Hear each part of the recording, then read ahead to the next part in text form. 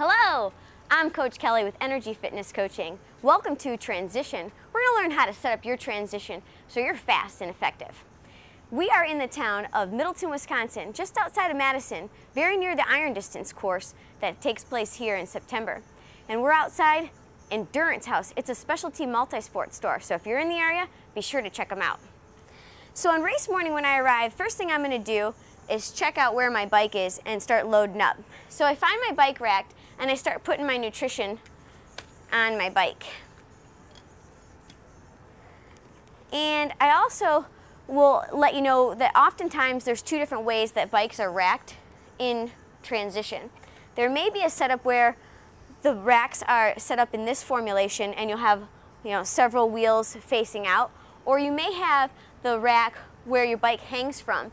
And if you're going to have a racked system where you hang your bike, I recommend racking it underneath between the water bottle and the seat post so that it sits up on the rack, so that when you come in to take your bike away, you actually just lift it up over the water bottles and then you can roll out.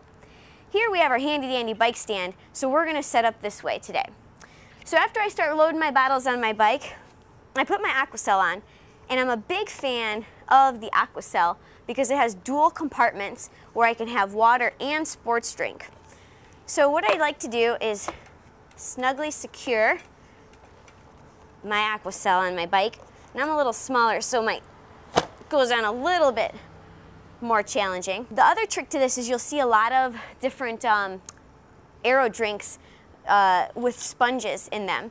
And what we like to do is actually, if you're using the Aquacell, you can put the sponge in like that and then put the cap on so that you don't find your yellow sponge on the floor or on the ground or in the middle of the road. If you have the other type of aero drink that does not have the cap, I recommend taking the sponge and actually putting it in sideways, and you kind of smash it in there, and then it expands once it gets underneath the lid. There again, it won't pop out as you hit a railroad track or a bump in the road. So that's just a quick tip. But after I got my sponges in there, I would fill it then with my water and my sports drink.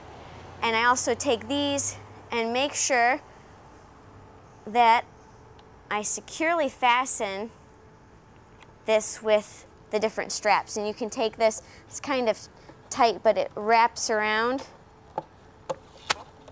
And you just make sure you got a good snug fit there. And then you take the other one and go the other direction.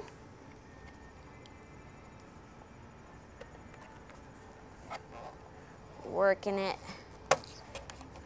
right around there. So now that's on, I can kind of spread out enough to set up my transition. So I'm a big fan of this rocket science bag. It seems to hold all of my equipment pretty well. First thing I'm going to do is pop out my helmet, and I'm going to take my helmet and open up the straps so that I can just quickly toss it on my head when I come out of the water. There's a couple different placements of the helmet. I personally like to place it right here. It fits well and doesn't seem to fall off.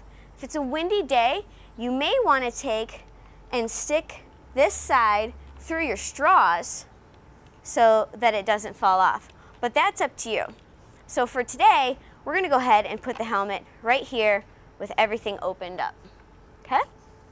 Next thing we're going to do is open up the transition bag and get set up and organized. First thing I'm going to do is open up the bike compartment where I have a little handy dandy transition mat. I'm going to place that down right beside my bike as close to the tire as possible so that I don't take up a bunch of space. I also happen to really like a towel to place down, and I can wipe my feet off of when I get out of the water so I don't have a lot of sand going into my bike shoe.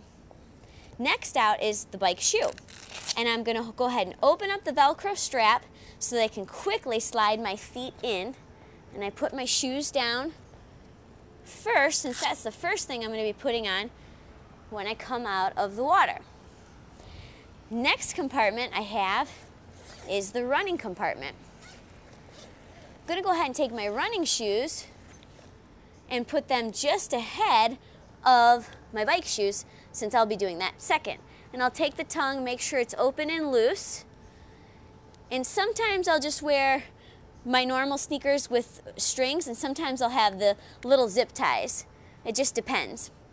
And I always use socks on the run, but not on the bike. So what I do with my socks, to make it quick transition coming back into T2, I'll actually roll my socks. And sometimes I'll just quickly throw it on race morning and then roll it down,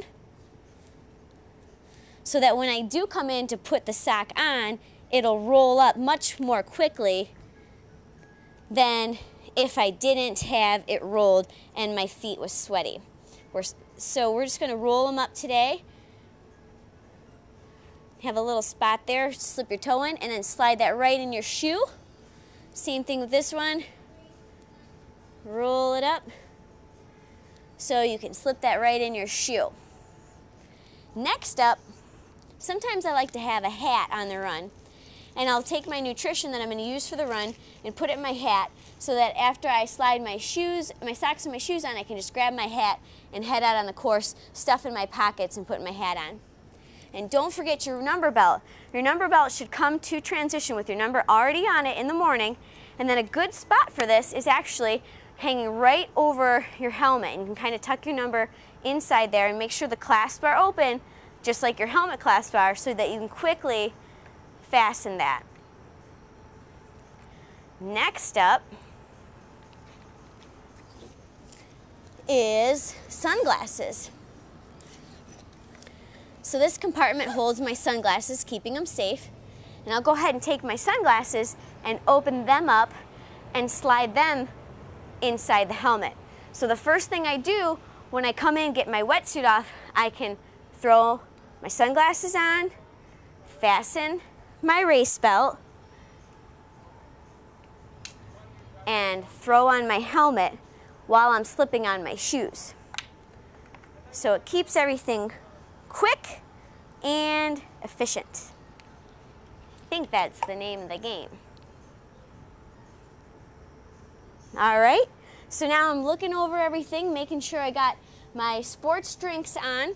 Oh, and my nutrition for the bike.